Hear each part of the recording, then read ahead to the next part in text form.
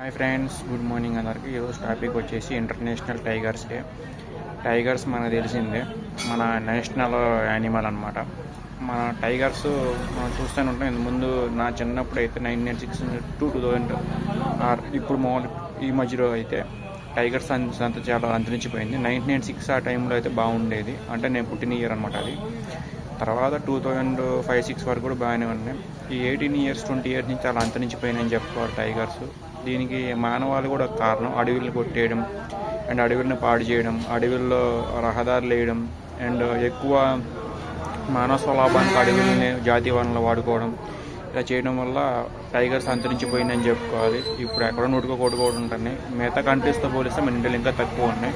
దీనిపై మీ ఒపీనియన్ ఖచ్చితంగా కామెంట్ సెక్షన్లో చెప్పండి. నాకైతే ఇలా చేయడం బాధ అనిపిస్తుంది అనమాట. Thank you so much. Hi friends, good morning అందరికి. ఈరోజు టాపిక్ వచ్చేసి ఇంటర్నేషనల్ టైగర్స్ డే. టైగర్స్ మనకు తెలిసి